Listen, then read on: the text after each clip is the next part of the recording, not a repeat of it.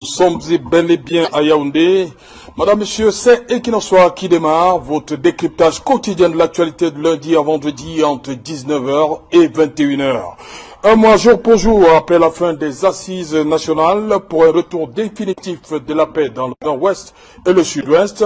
Aucune recommandation transmise au chef de l'État n'a connu une implémentation. Et pourtant, Paul Biya a pris deux mesures fortes visant à la décrispation. D'abord, la libération de 333 personnes détenues dans le cadre de la crise dans le nord-ouest et le sud-ouest.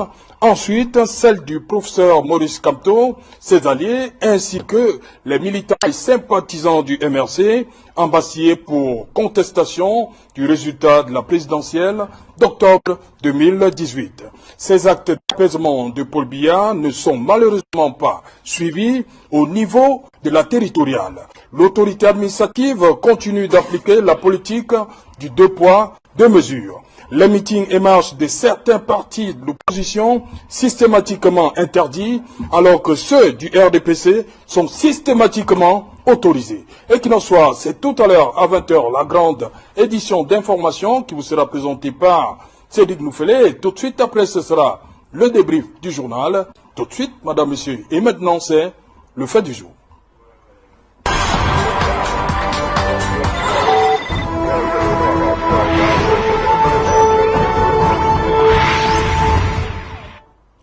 Interdiction de manifester un mois après le grand dialogue national. Pourquoi rien ne change? Pour en parler, je suis en plateau ce soir avec Barrister Christopher Ndong. Barrister, you're welcome. Thank you, televiewers. Thank you, militants of the Cameroon Renaissance Movement.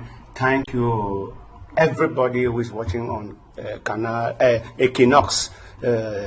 Equinoxois. We want to tell them that you are welcome, and today the program is very rich because it's a sensitive point and issue that we have to discuss. Okay. Je vous dis, chers téléspectateurs, que vraiment nous sommes le secrétaire général du MSC ici pour parler des sujets sur le plateau et éclairer les Camerounais sur le point qui gère et dérange le pays, la politique de ces pays, et nous allons continuer dans ce sens. Merci. Voilà, Barrister Christopher Ndong est le secrétaire général du MRC. Bonsoir Jean-Patient Tiala. Bonsoir Serge Andou, bonsoir à tous les téléspectateurs de Equinox TV, et ravi d'être encore une fois là sur le plateau d'Equinoxois. Voilà, Jean-Patient Tiala, éditorialiste à Royal FM. Tout à fait. Hein, voilà. Bienvenue une fois de plus. Merci. Lucien Bidima Bissot, bonsoir. Bonsoir, c'est un plaisir. Oui. Ça faisait longtemps que je n'étais pas invité sur Equinox, je commençais à me poser les questions. Qu'est-ce qui ne va pas? Mais je salue tous les téléspectateurs et surtout permettez quand même de saluer le chef de l'État. Vous savez, le 6 novembre, c'est 37e anniversaire de l'accession à la magistrature suprême du président Paul Biya. Nous avons fait beaucoup de chemin, il faut bien lui dire joyeux anniversaire, mais aussi à tous les militants du RDPC. Je pense à ceux de ma section, de la Meufwa Fama Nord SC, où je suis président des élites. Donc je salue aussi tous les militants qui se trouvent partout au nord-ouest et au sud-ouest. Je crois que ce soir on aura l'occasion de dire beaucoup de choses dans ce cadre. Beaucoup de travail, beaucoup a été fait et beaucoup reste peut-être à faire, mais il faut aller dans le sens de la cohésion, dans le sens du dialogue, je crois qu'on va en parler, dans le sens de la politique du rassemblement voulue par le chef de l'État, pour qu'ensemble nous essayons d'endiguer ce qui se passe au nord-ouest en ce qui concerne les difficultés au sud-ouest, mais également à l'extrême nord. Vous savez, là-bas il y a les catastrophes. Permettez-moi avant de sortir de présenter mes condoléances très sincères, les miennes peut-être, les condoléances de mon parti, le secrétaire général du comité central d'affaires, ce qui s'est passé à l'ouest, qui aujourd'hui nous attriste, cette catastrophe qui s'est passée au niveau de l'ouest. Je crois que mais pourquoi il n'est pas allé à Bafoussam? Non, il y a eu beaucoup de personnes, beaucoup de ministres, ils y sont allés, et beaucoup de représentants. Est-ce que les ministres allaient au nom du RDPC? Oui, il y a beaucoup de ministres qui sont membres du comité central du RDPC. D'ailleurs, le RDPC a dépêché toute une équipe, le secrétaire général du comité central a pris une note là-dessus. Madame le ministre Courtez y a fait les mains et les pieds, sans compter les autres, le ministre de l'administration territoriale, représentant personnel du chef de l'État. Bref, je crois qu'il y a eu une mobilisation quasi certaine à cette catastrophe qui nous atteste aujourd'hui. Je dis encore mes condoléances à cela. Ok. Vous dites, je reste avec vous, hein, Lucien Bidima Bissot, vous avez dit le 6 novembre, c'est dans 2 jours. Vous allez faire des grands meetings? Oui, nous allons. Vous avez déclaré tout ça? Nous avons, tous nos meetings sont déclarés. D'ailleurs, je veux dire les sous-préfets vous ont donné des... Non, les meetings sont déclarés peut-être même parfois une semaine avant. Oui. Quand vous assistez dans nos meetings, la première chose qu'on doit vous lire, c'est la lettre de déclaration de nos meetings. Voilà. Et si cette note-là n'est pas là, on n'assiste pas à un tel meeting parce que le RDPC se veut d'abord un parti légal. Et nous saisissons et nous donnons le lieu et nous donnons la raison de nos manifestations. Nous ne varons pas à côté de la légalité. Et je voudrais donc par là retirer le mot qui est fait que non, le RDPC, les autorisations sont de nos RDPC, ne sont pas de nos autres. Non, c'est que les autres n'en veulent même pas comme autorisation. Ils n'en veulent pas? Ils n'en veulent même pas. Ils vont totalement en marge de la légalité républicaine. Oui. Et à partir de là, il faudrait bien que la loi, l'État vit, l'État est gouverné. Et à partir de là, dès lors que vous ne respectez pas les prémices de votre pays, que voulez-vous? Il faut bien que la loi s'applique à tout le monde. Mais nous, systématiquement au RDPC, même dans une réunion qui se passe dans une maison du parti, nous demandons systématiquement l'autorisation. Ok. Bastien Christophe Vernon, vous n'avez pas demandé, vous n'avez pas déposé un dossier pour Ebolova, pour Yaoundé et peut-être pour Douala? Please, in fact, I really want to think that it's a disgrace to see people who are educated.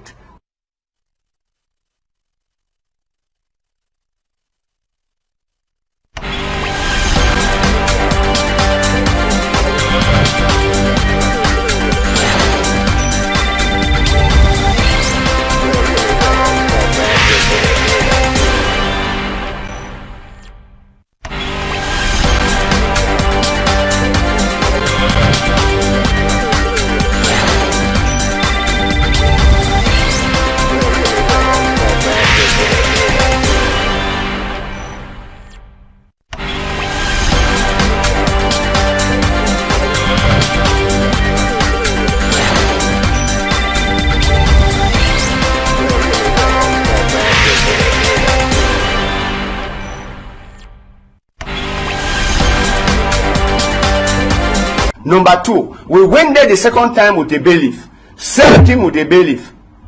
He later now wrote back to us saying that he's banning the holding of that meeting without any reason.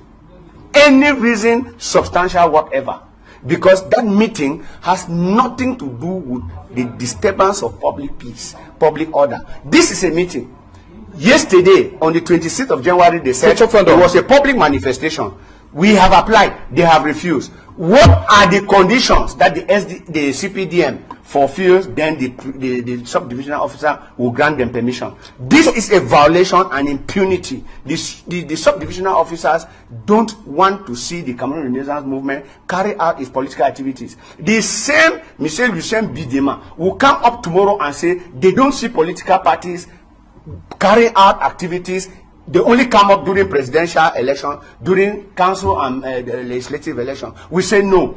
We fulfill all the conditions. And there is a systematic refusal by all the divisional officers. There is hierarchical order that has come from Yaoundé, from the Ministry of Territorial Administration, for all divisional officers in this country not to grant authorization for the CRM to hold its political activities. So we follow the law and we respect the law. Alors, pour ce qui est du meeting de Yaoundé, le sous-préfet a dit que vous deviez vous adresser, obtenir l'autorisation du ministre des Sports et aussi celle du directeur du stade.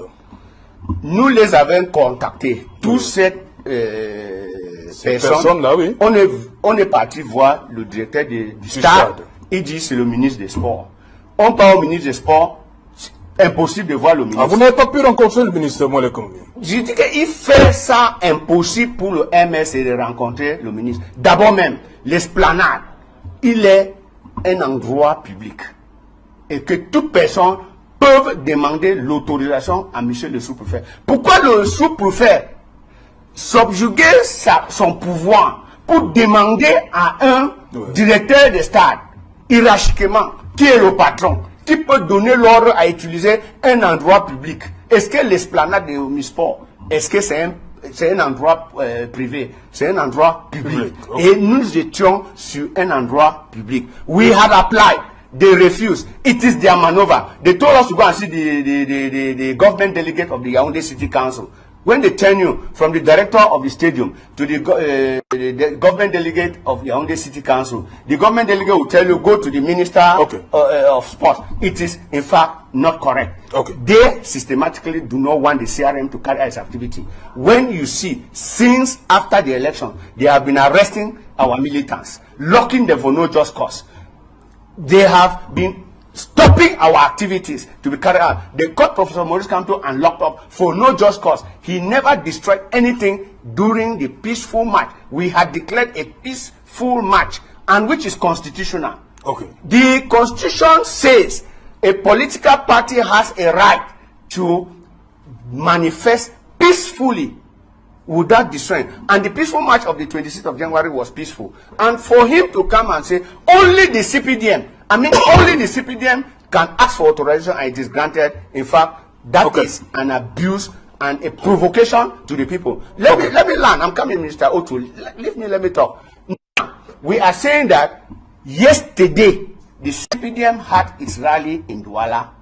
And the divisional officer for Douala 5 refused to grant authorization to the Cameroon Renaissance Movement for its meeting that will be held on Saturday the 9th. We say no, it's an abuse. So the authorities in charge of granting authorization, now they are talking of authorization. That is not the spirit of the law. The law says once you declare, within hours, a response is given yes or no. But they will have to consult the Minister of Territorial Administration, the Prime Ministry, the Presidency. So if this country is CPDM, they should tell us.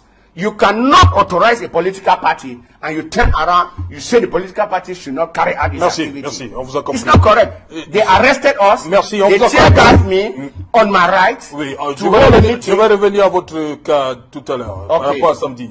Jean Patienta, là. Vous avez suivi ce qui se passe? Il y a eu Ebolova, il y a eu d'abord cette sortie du sous-préfet qui accordait le stade de Nkovos au MRC, mais après il y a eu ce revirement. Ensuite, il y a samedi ici à l'esplanade du stade Omnisport de Yaoundé, et à Douala, il y a eu le meeting du RDPC à Douala 3e. Comment vous analysez tout ça?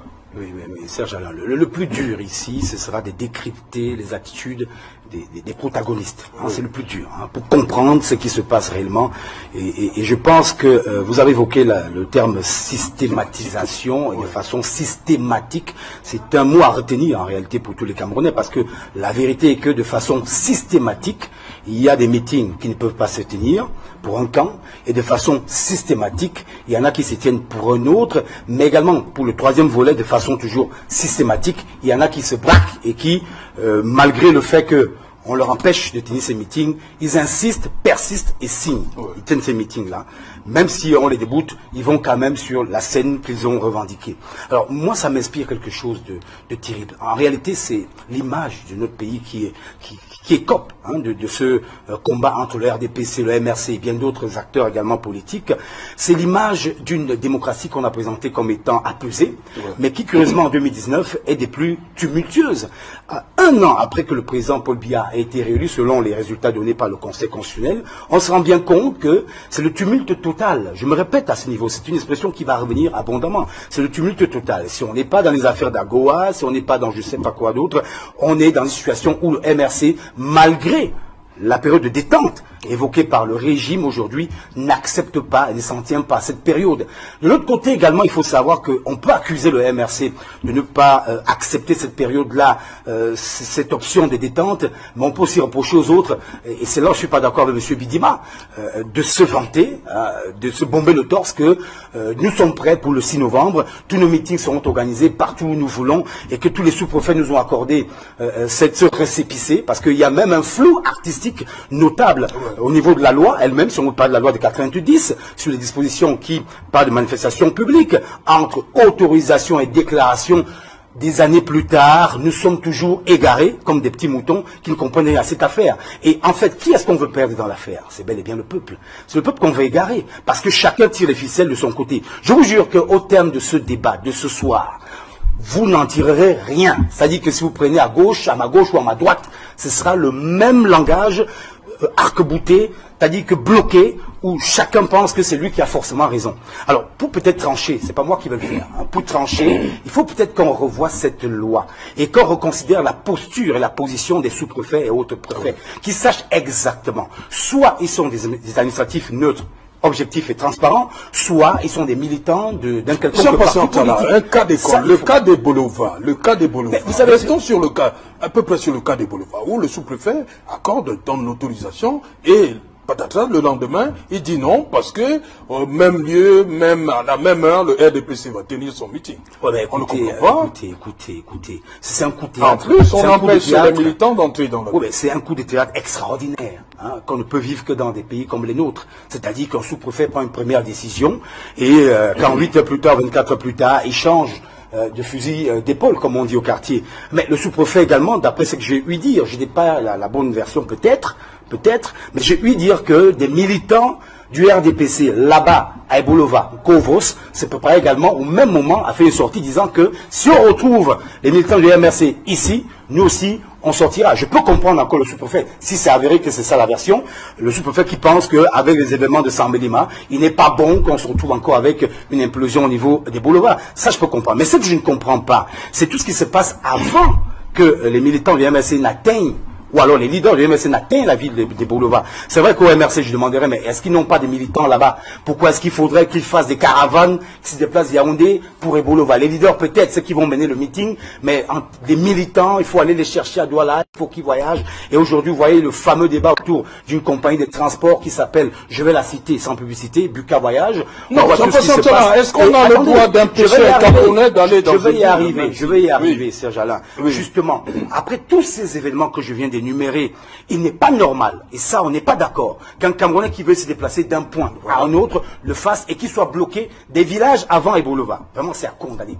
Il n'est également pas normal qu'au niveau d'une agence de voyage, qu'on trie les individus qui doivent entrer dans un car. Ça, c'est à condamner. Mais il n'est pas également normal qu'on veuille systématiser le bras de fer en estimant qu'il faut tribaliser le sujet, il faut s'engager dans le repli identitaire. Moi, c'est ce qui ne va pas du tout. Parce que si on refuse l'accès à Buka Voyage, il n'est pas question de dire après qu'il faut qu'une communauté ne paye plus les tickets de voyage de cette agence. Non, là je pense qu'on est en pleine déroute. Ça veut dire, je vous ai dit, les deux camps sont en train de se regarder en chien de faïence. Personne ne veut céder, personne ne veut lâcher du lest. Mais pour quel intérêt? Pour le pouvoir, la conquête du pouvoir à tous les prix et pour tous les prix. Non mais c'est un drame national. Alors, et vous parlez de démocratie, de quelle démocratie? Que ce soit ceux qui sont à gauche ou à droite, il n'y a pas de démocratie valable dans ce contexte. Parce qu'on nous ramène à l'état de nature, à l'état des gens en réalité qui n'ont pas avancé depuis au moins 20 ou 30 ans. C'est-à-dire, on n'a pas évolué depuis 90 en réalité. Même avec la modification constitutionnelle de 96, on n'a pas progressé du tout. Alors, qu'est-ce qu'il faut faire? Il faudrait-il qu'on revoie nos mentalités,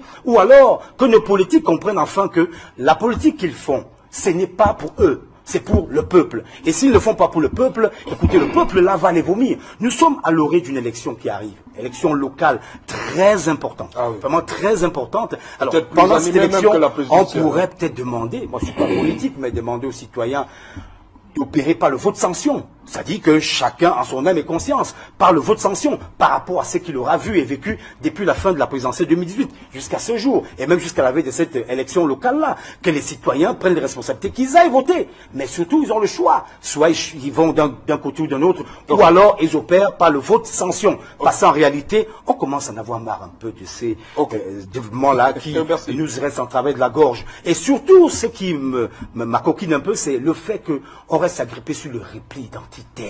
Quand on va voter, on ne va pas voter pour un originaire de l'Ouest ou celui du Centre. On va voter pour que la République avance. Et c'est le reproche qu'on peut faire à tous ici. Tous, même ceux qui pensent démontrer qu'ils sont dans leur droit. Parce que le sous-préfet aurait refusé de leur accorder une autorisation de meeting ou de manifestation publique. Non, on peut leur reprocher. Maintenant, je répète et j'insiste dessus, c'est le sous-préfet qui nous regarde. Faites le choix. Ou vous êtes militant d'un parti politique, ou vous êtes des réels sous-préfets qui sont là pour la République. Ok. Lucien Bidima, dans quel état d'esprit seriez-vous le 6 novembre, dans 2 jours? C'est-à-dire, vous allez faire votre meeting alors que il y a quelques jours, avant, samedi et vendredi, on a empêché d'autres Camerounais de faire comme vous. D'abord, je voudrais revenir sur un certain nombre de faits qui sont très graves, que je viens d'entendre ici vis-à-vis de mon ami Jean-Pascal Sala. Je crois bien que sur l'actualité, je ne voudrais pas mettre en doute notre administration. Les sous-préfets, ce sont des hommes intègres. Les préfets comme les autres autorités. Parce que quand on n'a pas d'abord confiance à cette administration, quel que soit le parti qui viendrait gouverner, dites-moi un peu, mon ami, vous croyez que si un autre parti arrive aujourd'hui, on va balayer du revers de la main tous les sous-préfets qui y sont, ou bien tous les préfets? Non. Il ne faut pas mettre en évidence le fait que quelqu'un fasse son travail, et bien son travail. Qu'est-ce que le sous-préfet fait? Monsieur JPT, le sous-préfet a des informations que vous et moi n'avons pas. Parce que le sous-préfet est garant de la sécurité des biens et des hommes dans sa circonscription territoriale. Ça, voyons-le.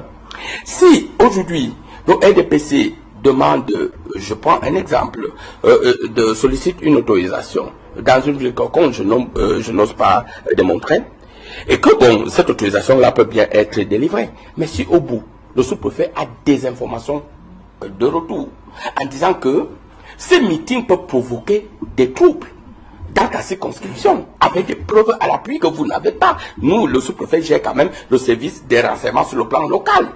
À partir de là, il doit prendre ses responsabilités. Parce qu'aujourd'hui, c'est bien beau de dire la démocratie, c'est bien beau de fustiger les sous-préfets. Mais si un problème arrive, comme c'est arrivé à Samlé, mais ça arrive à Bolova, où les gens déportent les gens à partir de Douala, à partir de l'Ouest, pour venir faire un meeting à Ebolova. Vous avez posé la question. On a besoin de déporter les gens pour aller faire un meeting. Le RDPC ne déporte pas les gens. Et vous allez bien assister à nos manifestations d'ici 6 novembre. Moi, je suis de ceux, je ne comprendrais pas que les gens viennent de Douala, de Yaoundé, je ne sais pas, pour venir faire un meeting aisé, puisque le RDPC a ses militants aisés.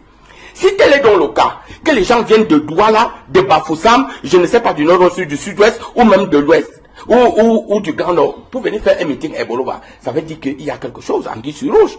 Si parmi ces gens-là, l'autorité, qui est le sous-préfet, accompagné des services de renseignement, accompagné des services de sécurité, est bien ancré dans sa position de savoir que parmi ces gens, il y a les fauteurs de troubles là-dedans. Parce que vous ne pouvez pas maîtriser quand le meeting a commencé. Il y a les fauteurs de troubles. Et qu'il prenne ses responsabilités. Pourquoi il n'aura pas fait son travail? Mais voyez-vous un peu, avec ces gens, ils arrivent à Ebolova. Le sous-préfet était peut-être totalement sensibilisé que le MRC allait tenir son meeting à Ebolova, avec ses militants d'Ebolova. Ebolova, ils se connaissent tous. On sait qui est dans le MRC, qui est dans le RDPC. Parce que le RDPC, c'est un parti qui accepte tout le monde. Ebolova, je ne veux pas qu'on fustige ces gens-là. Les Bouloussons, c'est un peuple accueillant. Il a toujours été ainsi. Allez Ebolova, allez à Balmayo, allez à Samlima. Vous allez trouver des boutiques de nos frères de l'Ouest, nos frères du Nord-Ouest ou bien nos frères du Grand Nord. Sans problème. Ils ont toujours vécu pendant des décennies sans problème. Mais tel est le cas qu'aujourd'hui, on a peut-être des soupçons qu'après ce qui venait de se passer à Samlima, aujourd'hui, on commence à prendre le cas de Samlima comme si Samlima, quelque chose est arrivé là-bas qui est extraordinaire pour fustiger tout un peuple. C'est que je condamne. C'est parce qu'il y a eu un problème. Et ce problème pouvait avoir lieu partout.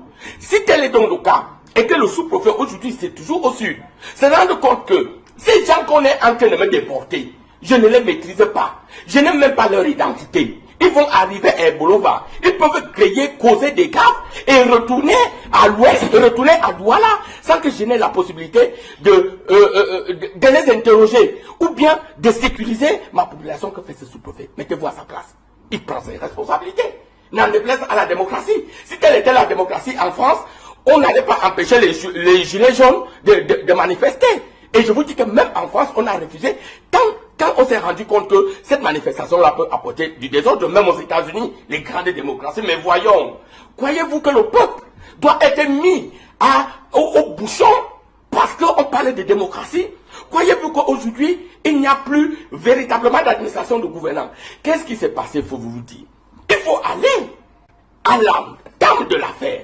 Quel est véritablement le début de cette affaire? Monsieur Bidima, ils ont parlé, j'ai chronométré, permettez-moi. Oui, le président Paul Biya a été élu au suffrage universel à près de 71%.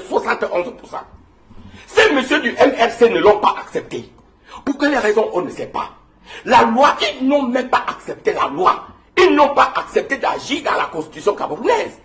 Et le professeur Kamto, délibérément s'est levé un matin, il a décidé d'organiser les marches blanches pour émettre la République. Et vous avez vu tout ce qui s'est passé, que ce soit à Yaoundé, que ce soit à Douala, que ce soit à Paris.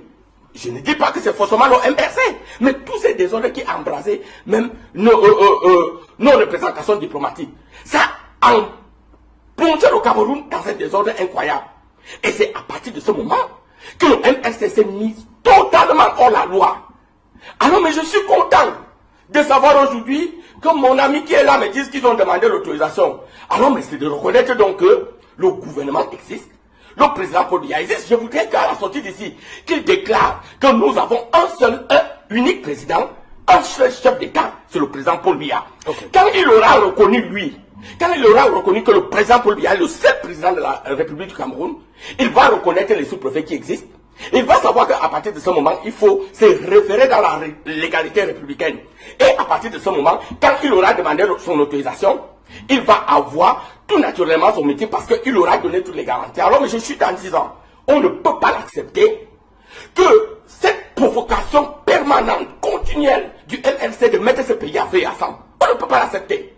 On ne peut pas accepter que, parce que vous partez faire un meeting à Bolova, que vous déportez les gens de l'Ouest, de partout, vous venez faire quoi? Une guerre, la guerre civile? Que tout ce qui s'est passé dans les réseaux sociaux, que nous avons suivi, vous venez véritablement provoquer ces gens-là chez eux, on ne peut pas l'accepter. Mais si tel est qu'on marche au niveau de la loi, moi je suis un homme de loi, et je refuse de dire, de croire que le LDPC est totalement à marge de la loi, parce que le LDPC n'a jamais été à marge de la loi. Alors je conclue en disant, merci. Démocratie, oui. Seul chef d'État, le président Paul Biya. Le MRC, parti politique, oui. Okay. Parti d'opposition, oui. Le président Kamto est un Camerounais comme vous et moi. Il doit respecter la loi comme vous et moi. À partir de ce moment, son organisation, son parti politique doit respecter la loi comme vous et moi. À partir de ce moment, tout va se régler. Ok. Rapidement, Jean Patient Tchala, oui. Rapidement. Vous allez parler. Il va vous donner la parole. On va vous donner la parole. 30 secondes. Redire à M. Bidima Bissou qu'il ne doit pas refuter la réalité. Les sous-préfets, on est obligé de parler des sous-préfets. Il faut en parler. Ils nous regardent, j'ai beaucoup d'amis sous-préfets. Mais il faut qu'ils sachent que les sous-préfets doivent, j'insiste, faire le choix. Parce que les renseignements qu'ils ont, ah oui, peut-être qu'ils ne viennent pas nous dire. Mais je pense que quand vous interdisez, vous devez signifier à la personne les raisons pour lesquelles vous interdisez quand même la manifestation. Il faut dire pourquoi vous interdisez la manifestation. Alors, si ce n'est pas dit, c'est un problème. Si de façon systématique, vous interdisez sans dire, c'est un souci quand même. C'est vrai que les sous-préfets qui nous regardent, ils vont dire, mais qu'est-ce qu'il raconte ce jour-là? Non, le sous-préfet est débordé, il a dit qu'il faut éviter les affrontements. Il a dit, voilà. Mais c'est pas, attendez, c'est pas dans tous les cas. Oui, c'est pas dans tous les cas. Je reviens sur ce que j'ai entendu venant de Barry Sandon par rapport au cas de Yaoundé, l'e-sport. Pourquoi faut-il se plier au désiderata d'un patron d'un stade de football alors qu'on est sous-préfet? J'ai apprécié cette question. Le sous-préfet, le chef de terre. Attendez, laissez-moi avancer, monsieur Bidima. C'est le chef de terre. C'est une question que vous allez répondre. Vous allez répondre. Mais pourquoi? D'accord, on peut justement dire à la personne qui gère le stade qu'il y aura manifestation chez toi, mais voilà, prends les mesures qu'il faut pour que... Mais c'est pas, on ne fait pas comme si c'est cette personne qui doit décider de la tenue du meeting ou pas. C'est là où il y a nuance et il y a problème. Et il faut le reconnaître. Je suis d'accord que la loi de 90, qu'on la revoit un peu. Il faut y penser, monsieur Bidima. Pensez-y. Après le grand dialogue national, peut-être qu'il y a des choses qu'on a oubliées, mais il faut y penser. Si une loi fait problème aujourd'hui, certains alinéas ou bien certains articles font problème, il faut essayer de les revoir. Entre déclaration et autorisation, en réalité, j'ai vu des gens s'égarer dessus. Personne ne sait exactement de quoi il s'agit. Que monsieur Bidima nous dise de quoi il s'agit. Et là, on va se mettre d'accord. Mais pour le reste, c'est de la politique politicienne. Non, alors, je ne gère pas. On ne va pas venir chez vous et décider de faire un meeting. Le stade a un directeur. Il doit prendre certaines dispositions. Merci. You have the floor. Lucien Bidima dit que c'est de la provocation permanente pour le MRC depuis la présidentielle 2018. The CRM has never provoked the government. The CRM has as a slogan, doing politics in peace. Le quotidien gouvernemental a même dit aujourd'hui, le MRC s'entête.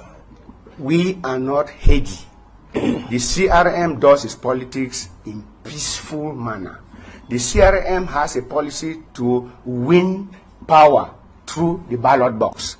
On the 7th of October 2018, Professor Maurice Kamto won the presidential elections in this country.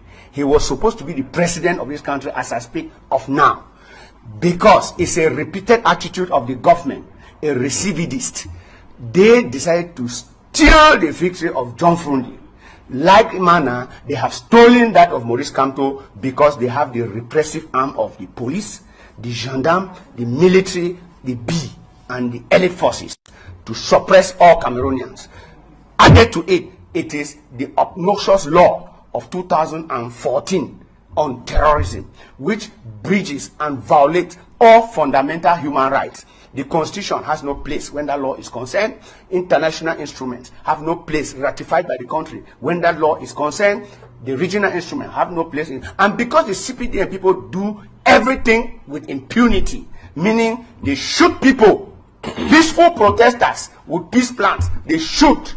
They say they have shot with rights. When people come out to express their rights, inscribed in the constitution of this country, CPDM says they don't have to talk. If you are not CPDM, you don't have to do a political rally, political meeting, except the CPDM. They have done everything through that law of 2014 to suppress all the rights of Cameroonians, and nobody can talk. I now want to come to the point that I should tell Mr. Lucien Bidima that we are not mixing words. Kamto is the president of the republic that won the 2018 presidential elections.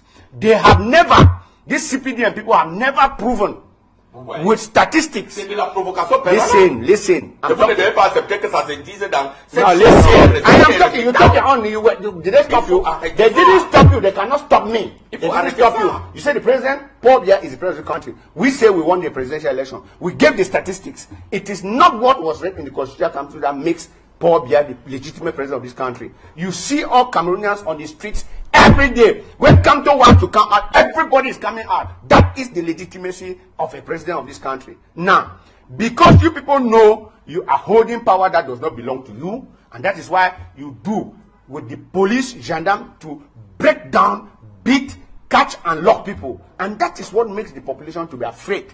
And look, it is not because you people do what you do in all public meetings. Yesterday in Douala, CPDM held a meeting. CRM has refused a meeting in Douala on the 9th because they say we did not bring a document to show that, in fact, we had taken an authorization, Petit Stade Bonamusadi. We have that document. We went and paid money, 50,000, and collected the document. And we applied. The sous-prefect refused to give us, stating that government is making arrangement to install, that is the reason. Government is making arrangement to install the sub-divisional officer, and so they don't need any other meeting until the sub-divisional officer is installed. What is the problem? We don't need functionaries to come to our rallies. Cameroon National Movement have its militants. In Yaoundé, our militants were going to the Esplanade to go and hold its public meeting. Because you people refuse systematically to allow us exercise our political and civil rights, you people are the violators of the law. You people are the violators of international, national, and regional instruments of the world. In fact, we are saying you are doing it with impunity. It's because you think that the gendarme is there to protect you. But we say that power will one day come down. And we are saying that all what you people are doing is not correct. It's an abuse of human rights. It's an abuse of citizens' rights, and it's an abuse. You should be ashamed to even hold the 6th anniversary of the CPDM when you cannot allow CRM. You lock the Maurice Kamto, the person you said it is the second by your own result, the second personality of this country. After an election, you take him and lock for 9 months. He has not even gone to thank his people that, thank you for the vote that you gave me during the 2018 elections. Thank you, thank you. That is a thank you message you wanted to give. And it is frightening to you people. You see, when somebody is stealing your property, each time you pass, he is afraid. When somebody takes something that does not belong to him, each time he sees you, he is afraid. So let me tell you, monsieur, you should not be taking this arrogance to come and talk on the plateau that the CPJ is the only one that respects the law. Okay. Who tell you that you are respecting the law? You are violating the law. CPJ is violating the law. And this country is for all of us. What happened in Bolova? Bukka Vayat has manifested division in this country. In Samelema, you people manifested division of this country. Why are you chasing away people? On va revenir. Je vous en prie, Christophe Fendon. On va revenir. On va revenir. Du journal. Je vous en prie. Un tel langage. Le chef du Mans, on va revenir. Comment il peut vous donner l'autorisation? Le chef du Mans, on revient après le journal. Je vous en prie, Christophe Fendon. On revient après le journal. Madame, Monsieur, fin de cette première partie Equinoxoir, le temps pour nous de faire un tour à Douala pour le journal de 20h qui vous sera présenté par Cédric Noufélé. On se retrouve juste après pour Equinoxoir, deuxième partie, le temps du débrief, toujours en compagnie de nos trois gladiateurs. Et de Yaoundé, merci de rester sur Equinox en télévision.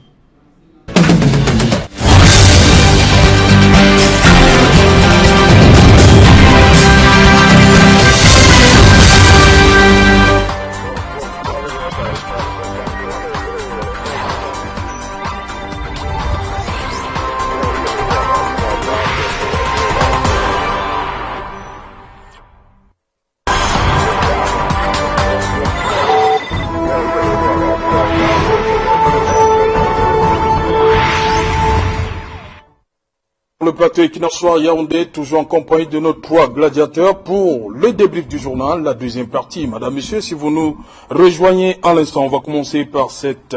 Nous sommes le 4 novembre 2019 et ça fait exactement 37 ans que le premier président de la République du Cameroun, Amadou Ahidjo, annonçait au cours d'un discours qu'il laissait la place à son successeur constitutionnel, Paul Biya, qui était alors Premier ministre.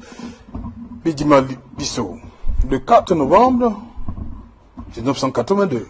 C'est une date qui vous rappelle des choses? Oui, on se souvient toujours comme si c'était hier, lorsque le président Amadou Ahidjo va faire son discours plus précisément à 20h17. 20h17 minutes. 20h17 minutes, le 4. Il paraît que le générique avait tourné en boucle. Pendant en boucle, à un moment donné, tout le monde se demandait ce qui allait arriver. Il a fait un discours solennel avec un ton véritablement solennel. Il a annoncé sa démission. Au même moment, il disait qu'il laissait le pouvoir au Premier ministre qui était déjà son successeur constitutionnel, le président Paul Biya. Le Premier ministre d'alors, le président Biya, il faut déjà dire qu'il est véritablement aux affaires depuis 1962. Parce qu'il a connu presque toutes les mutations du Cameroun. Et j'aime à dire que c'est le seul Camerounais aujourd'hui qui a connu la carrière du président Paul Biya. Il est le seul à avoir connu sa propre carrière. Aucun autre Camerounais n'a jamais connu une telle carrière. C'est-à-dire qu'il a occupé tous les postes de responsabilité. Souvenez-vous que ce soit secrétaire général à la présidence, ministre d'État, secrétaire général, directeur du cabinet civil cumulativement, secrétaire général, Premier ministre, aujourd'hui chef du gouvernement. Et il a connu toutes les réformes nécessaires. Il les a conduits avec le président Ahidjo. D'ailleurs, quelqu'un a dit que c'était le meilleur d'entre eux tous. Parce qu'il faut se souvenir que il y avait le président Biya, il était Premier ministre, chef du gouvernement, il y avait Samuel Eboa qui était secrétaire général de la présidence de la République, il y avait Aïssou Mbod qui était ministre d'État et secrétaire général du parti. C'était les trois qui étaient presque à l'affût de cette affaire, qui étaient au même moment, disons, on peut le dire, les amis même d'Ahidjo. Parce que on dit toujours que qu'il a remplacé d'une manière constitutionnelle, mais le président Ahidjo avait la latitude de remplacer le président Biya. Ce n'était pas la force. Mais pourquoi il a laissé le président Biya? Il a choisi. C'est parce qu'il a vu en l'homme cet amour vis-à-vis de son pays, cette force de travail incroyable, parce qu'il aura participé à toutes les mutations du pays. Là, il a été fidèle et loyal. Et à partir de là, le président Biya a pris le pouvoir. Et quand il prend le pouvoir, on se souvient comme c'était hier, 37 ans après, parce que véritablement il y a eu des mutations. Vous allez retenir que c'est l'homme qui va amener le Cameroun à la démocratie, la liberté d'expression. Comme nous parlons là, mon frère et moi, ne croyez pas que c'est un combat, c'est juste une divergence de point de vue. il a ramené d'une manière ou d'une autre une certaine croissance, parce qu'en vérité, s'il faut faire le bilan entre ce que nous avions en 1982, malgré les vicissitudes économiques, malgré un peu tous ces bouleversements, mais nous devons reconnaître qu'aujourd'hui le Cameroun a avancé, parce qu'un pays est un construit permanent. Il a amené l'éthique dans la manière de gérer. C'est vrai que ça a pris le temps que ça pouvait prendre. Quand il a parlé de démocratie, il a parlé de l'éthique, il a parlé de tout ça. On croyait que c'était faux qu'aujourd'hui. Vous voyez, même à l'intérieur du RDPC, tous ceux qui s'amusent avec la fortune publique finissent par rendre gorge. Le président Paul Biya, on doit le reconnaître aussi, a connu tout au long des 47 années, beaucoup de problèmes. Souvenez-vous d'abord de la crise économique de 1988, 89, 90, de l'avènement de la démocratie d'une manière ou d'une autre en 90, de la tripartite de 92. Et le président impulse, 91, il impulse, et puis en 92, pour la première fois, il se retrouve plus ou moins en ballottage avec le monsieur John Fundi. Et ça va être le démarrage d'une situation incroyable. Le Cameroun va se retrouver totalement démocratique, avec une liberté d'expression. Et maintenant, vous allez vous souvenir des émeutes de 1988 et tout dernièrement, la guerre avec Boko Haram et puis le nord-ouest et le sud-ouest. Justement, en parlant du nord-ouest et du sud-ouest, est-ce que c'est la tache noire dans la présidence? Non, l'homme est resté intact.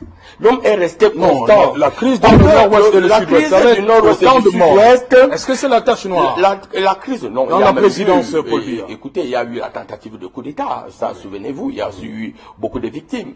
C'est que l'homme est resté constant. Quand même, comme on dit. L'homme est resté constant parce qu'aujourd'hui, je crois que pour une fois, je serai d'accord avec ceux qui sont avec moi. Le problème du nord-ouest et du sud-ouest n'est pas un fait événement du président Paul Biya.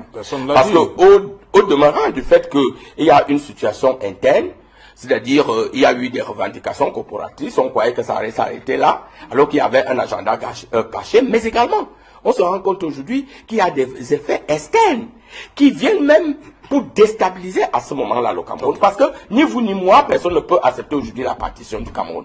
Mais, sauf que, avec sa patience, avec sa témérité dans le dialogue, dans la paix, dans la construction nationale, d'une manière constante, le président Paul Biya essaie toujours d'unir. Parce que son seul mot, c'est le rassemblement, c'est unir les Camerounais autour d'un projet qui permette au Cameroun de se développer et de connaître l'émergence en 2035. Et si je chute pas là, en disant qu'aujourd'hui, je suis parfois très mal à l'aise de voir que certains de nos compatriotes se lancent dans l'extrémisme, que ce soit au niveau politique, d'ailleurs dans tous les bords, vous l'avez dit. Mais je crois qu'aujourd'hui nous devons agir dans le sens du rassemblement, dans le sens du vivre ensemble, qui doit être aujourd'hui le leitmotiv, comme vous et moi, dans le fait même de reconnaître que les partis politiques peuvent s'exprimer, comme s'exprime le MRC, peut-être d'autres partis politiques, mais que tout cela soit fait dans un cadre bien construit, et le seul cadre qui reste, c'est notre constitution, c'est le respect de la loi, des règles et des règlements, pour qu'ensemble nous voguions dans un Cameroun qui gagne, et ce Cameroun-là dont vous êtes fiers, dont je suis fier, et dont nous aspirons tous à une sécurité totale dans notre pays. Barrister Christophe Ndong, Bidima Bissot, Lucien, il a dit que le président Ahidjo avait des options. Il y avait le ministre Aïssim Vodo, il y avait Samuel Lebois, et il y avait bien sûr Paul Biya, mais il a choisi Paul Biya. Yes, thank you very much, Mr. Au-delà du fait que la Constitution disait que le successeur, c'est le Premier ministre. Yes, thank you, Mr. Alain Otu. You see, when Paul Biya came to power, he came to power not through elections. Paul Biya came to power through grey. And you see, it's that grey that is working till today. And that's why Paul Biya is opposed to elections. Paul Biya and his government today is opposed to any democratic process. Paul Biya again today is opposed to any expression of political will, education of the population and all of that. That's why we find all the problems that we have in this country as a result of Paul Biya thinking that power was given to him on a platter of gold, and so he should take it and give it to another person. They're forgetting to know that the present dispensation of things shows that he himself declared that we are going in for competition. Democracy must prevail and open up to democracy. Nobody will deny that. Paul Biya opened up to democracy, but thought he's going to stifle it, screw it, to tie with the size of autocracy. And that is why he is fighting today with the population and cannot come out of the impediment that is happening in this country. Paul Biya has, as my brother have said, a CV. That is, he has worked in this administration, a CV that is heavy. Nobody can contest that. Nobody can argue that. He has worked from beginning to end as somebody who has served this country. He's a statesman. He's somebody we praise. But we have said, Pa Paul Biya, your time is up, because the little good things that you did from the time you took power to now, you see that everything has climbed crescendo, and now it is reversing and coming down. It is now falling. Please, can you stop there? Let's see somebody who will help you carry up, crave it back, and bring it to a position where we start thinking the way forward. That is what Cameroonian wants today, but he does not want to listen. So election is very offensive to Paul Biya, his government, and the people, the ruling class. And that is why you see elections, no matter how you win elections, there is a machinery to prevent people to come up to limelight in order to bring Cameroonians to the present dispensation. This world is advancing. Cameroon is regressing because the administrators, the people governing this country, do not want progress. Honestly, they don't want the progress and happiness of Cameroonians. And that is why you see the Cameroon Renaissance movement, when it came up, it started bringing up Republican values, Republican lectures, and things that brings growth, participatory democracy, participatory development, participatory in every aspect of fields of life. The people look at it as that is as a blockage to their authoritarian action that they put the people we are suffering today. The economy is dwindling. The cultural, socio-political situation of the country is in a breakage. We don't have the way forward. We are saying, Mr. Paul Biya, you are a statesman. You are a father of the nation. We recognize you. You have the best CV. But Cameroonians, there are other Cameroonians who are equally better and better off with this present time to take up the mantle of governance and to bring it in the modern way. The head of state, our head of state, who is ruling now and ruling us by force since 1990, he has been ruling us by force. We are saying, time is over. You can now take your balance sheet and look at it and know that I have tried. You know, we say development comes when we change leadership. Because any new leader that will come now will start taking petete, I think the roads, tap all the roads, create industries, open up the villages, and do many things. That is development. But when he still stays there, he will start thinking of his deep sea port. That is not operational. He will start thinking of his Menvele. That is not operational. He will start thinking of those old projects. And of course, thinking of you see, the can is coming up. There is no progress after a failed can. So, it is a failed government. They should leave the place, the stage. And we are saying, let him leave it dignified.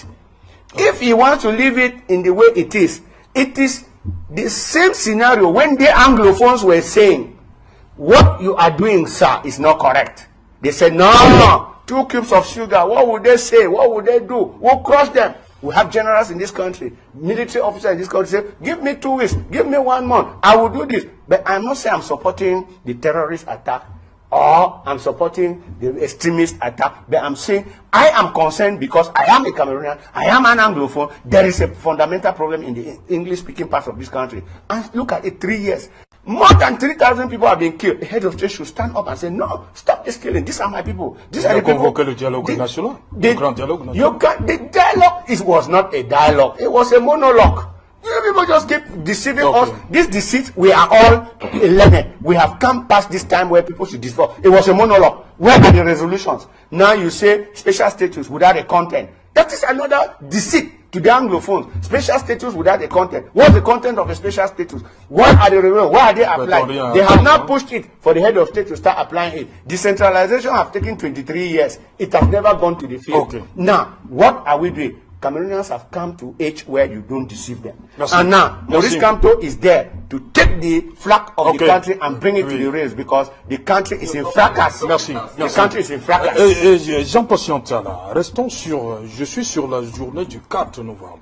Et comme a dit Lucien Bidima, le président, connaissant que la Constitution disait que c'est le Premier ministre qui est son successeur.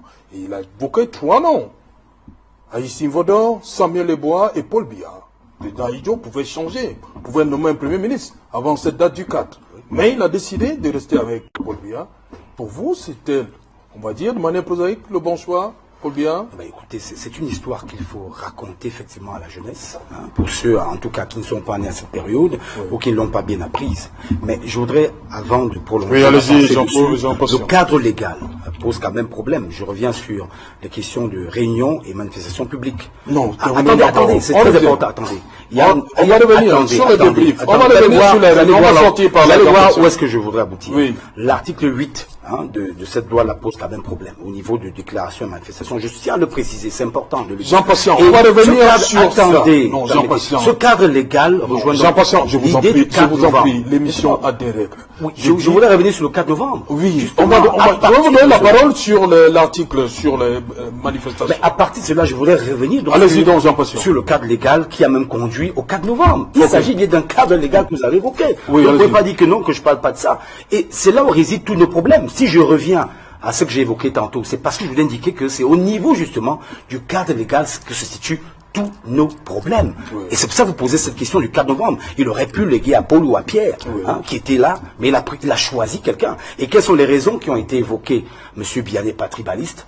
Il est certainement le monsieur, je pense, qui peut gérer ce pays. Je cite, en paraphrasant M. Ahidjo, et je crois que Mme Germaine Ahidjo a repris déjà, d'ailleurs cette histoire que nous avons tous suivie. Donc il a donné les arguments et présenté les arguments pour lesquels il choisissait M. Biya.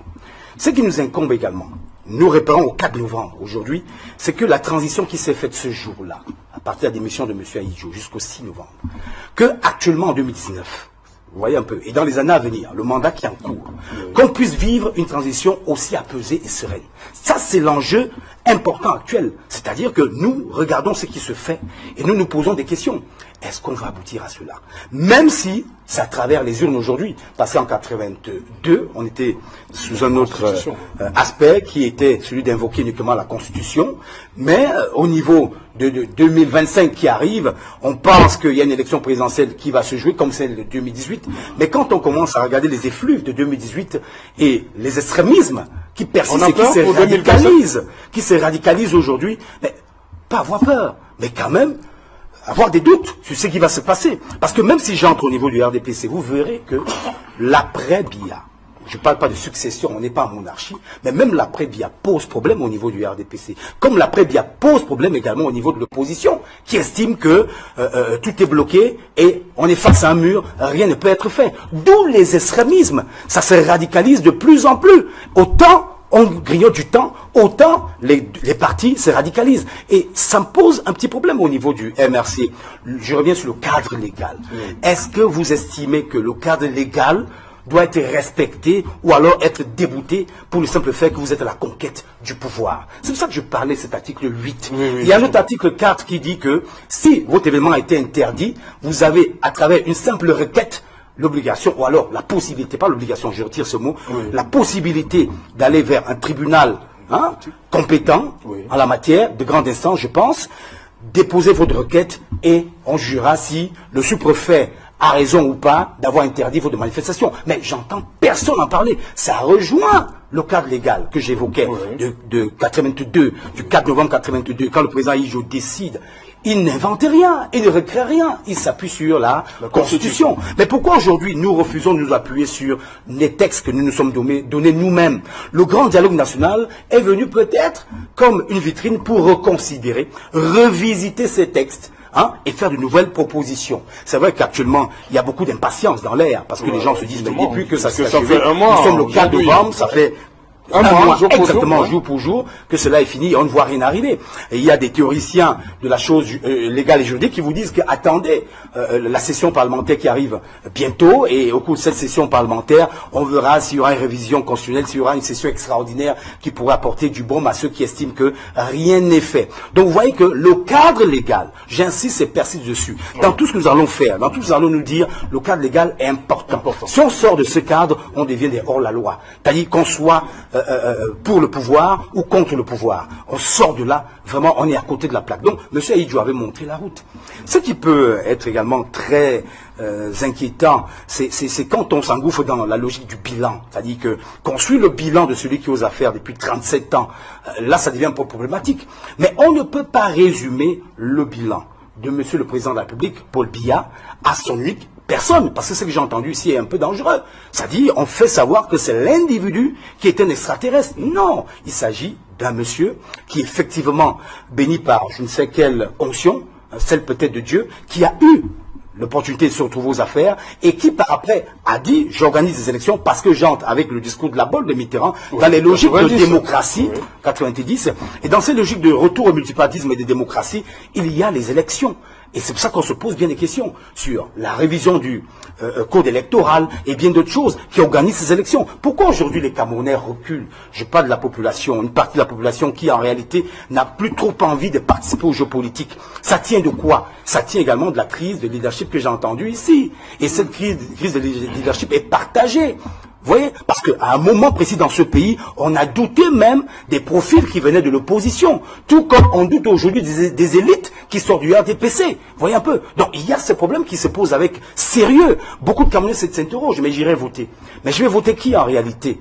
Je vote qui? Eh bien, basta, je ne vais pas voter, parce que je ne veux pas voter le président actuel, je voterai non plus ceux qui sont en face. Et ça pose problème. Quand on dit, allons marcher, qui a le courage d'aller marcher? Ouais, ben, le MRC va vous dire qu'il y a une soldatesque en face qui, certainement, gêne, c'est elle qui fait peur, mais en réalité, au fond, cherchons plus loin, en profondeur dans les esprits des Camerounais. Est-ce que c'est vraiment ça qui fait problème? Les deux partis actuellement sont en train de déconstruire leur image. Et non plus bonne presse. Je vous le dis, non plus bonne presse parce qu'il y a les Camerounais. Laissez-moi parler. Parce que les Camerounais estiment que... Non, mais écoutez, c'est mon opinion, monsieur, c'est mon opinion.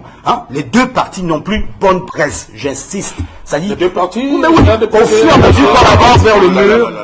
Au fur et à mesure qu'on avance vers le mur, il y a ceux qui estiment qu'effectivement, le MRC, peut-être aujourd'hui, tel qu'il a dit lui-même, et c'est ce qui est validé au gauche à droite, qu'il a dit lui-même, c'est que le MRC aujourd'hui est soupçonné d'être un parti tribaliste, qui entretient le repli identitaire. Je ne peux pas le prouver. Tout comme l'autre côté, c'est la même chose qui est dite, que c'est le RDPC qui instrumentalise le tribalisme pour empêcher aux autres d'évoluer. Alors, où est-ce qu'on se situe? Pendant que M. Bidima estime que ce que je dis est forcément contre le RDPC. Non. Ayez un peu, à un moment de votre trajectoire politique, un peu de lucidité. C'est-à-dire que la politique politicienne, c'est bien, mais en tant que guide, leader d'opinion, apprenez souvent aussi à dire aux Camerounais la vérité, même sur le plan stratégique. Vous avez des camarades dans votre parti politique qui disent autre chose, qu'on a suivi sur d'autres antennes, même ce week-end, qui estiment le contraire. Justement, dans cette démocratie, n'empêchez donc pas qu'on nous aussi on s'exprime. N'empêchez pas, ne réagissez pas à tout. Ne réagissez pas à tout parce que vous voulez qu'on pense comme vous. Non, on ne peut pas penser comme vous. Vous entendez? Il y a des faits. Il y a des faits qu'on ne peut pas dire. Il y a des faits. Voilà. Il y a des faits qu'on ne peut pas dire. Non, vous avez suffisamment parlé. Monsieur Bidima, Monsieur Bidima, vous ne pouvez pas dire que vous n'avez pas parlé. Non, je vous en prie. Vous ne pouvez pas vous plaindre du temps de parole, Monsieur Bidima. Non, Monsieur Bidima, franchement, vous ne pouvez pas vous plaindre. Vous avez pris, c'est vous qui avez ouvert le débrief. Monsieur Bidima, combien de temps vous avez parlé? JPT ne peut pas parler pendant 30 minutes. Lui parle pendant 30 minutes. Il raconte du n'importe quoi au RDPC. Non, Monsieur Bidima. Laissez-moi au moins le temps de réagir. Non, Monsieur Bidima, vous avez ouvert ce débrief. Non, vous ne pouvez pas parler, c'est terminé. Et tant que... Non. Ouais, permettez-moi de réagir. Vous avez 2 minutes. Ok, d'accord. Allez-y, en 2 minutes. D'abord, JPT, ne comparez pas le RDPC au MRC. Ne dites pas que notre parti, mon opinion. Que notre parti a pas de faits. Monsieur Bidima. Les faits. Que le RDPC a mauvaise presse. Avez-vous tous bonne presse? Le président Paul Biya vient de gagner ses élections à 71%, appuyé par le RDPC. Aujourd'hui, le RDPC a 352 sections dans tout le Cameroun. Le RDPC a près de 2 millions de personnes qui gèrent ce parti. Que ce soit au niveau de la section, que ce soit au niveau des sous-sections, que ce soit au niveau des comités de base, que ce soit au niveau départemental ou alors au niveau du comité central. Quelles statistiques vous avez à dire que le RDPC a mauvaise presse? Je n'ai pas parlé de statistiques. C'est pas des statistiques. qui totalement refuse la légalité, c'est pas refuse de se soumettre à la Constitution. Vous avez parlé du cas légal. C'est pas normal. Quand on parlait du cas légal, aujourd'hui, le président Paul Biya a été élu. Et le président Paul Biya a été élu et la Cour constitutionnelle a programmé ces élections. Mais il y a des gens qui s'entêtent aujourd'hui à refuser systématiquement que le président Paul Biya est le président de tous les Camerounais. Et je croyais que lorsque vous deviez dire ça, n'est pas nos compagnes, un parti qui est totalement hors la loi, qui doit un parti, le NDPC qui est un parti légal, qui respecte la loi et qui aujourd'hui continue à prôner ce que je peux dire le rassemblement. Le dialogue national, parlons-en, même en une minute. Le dialogue national, c'est le président Paul Biya, lui seul, qui prend cette décision. De dire non, il faut que le Camerounais s'asseye. Et ce n'est pas la première fois, souvenez-vous de la tripartite. Mais lorsque le président Paul Biya convoque ce dialogue, ceux qui n'étaient pas au dialogue, qui ont refusé de participer à ce dialogue, comme le MRC, estiment qu'il n'y a pas eu dialogue, il y a un monologue. Donc, ils battent en retraite John Fundi, comme le cardinal Toumi, tous les partis politiques qui étaient là, parce qu'eux, ils n'étaient pas là. Vous voyez, lorsqu'il y a ce radicalisme, il faut savoir dire qui est radical. Le NDPC n'a jamais été un parti radical pour peu. Il y a ceux qui viennent ici, qui ont des points de vue différents du mien. Mais toujours est-il dit que nous restons tous dans le RDPC. Non, je refuse qu'on systématise le RDPC. Parce que si on continue, on va dire, on veut provoquer les gens à Ebolova parce que c'est le RDPC qui est là-bas, c'est la région natale du chef de l'État, et que vous voyez ce qui se passe. Non, il faut arrêter ça. Je dis, Jean-Pierre, quand véritablement... Non, calmez-vous, c'est Jean Patient. Jean Patient, il faut vous quand calmer. on fait quelque chose, le RDPC est un parti légal. Le RDPC est un parti de rassemblement. Le RDPC n'est pas en train de perdre sa place. D'ailleurs, je vous invite dans nos meetings le 6 novembre et vous allez comprendre la vitalité qui est la nôtre. Vous allez comprendre la vitalité de nos militants et vous allez comprendre que nous voulons le rassemblement. D'ailleurs, nous avons un gouvernement de rassemblement. Alors, mais j'ai dit... Voilà, merci, Lucien Bidio.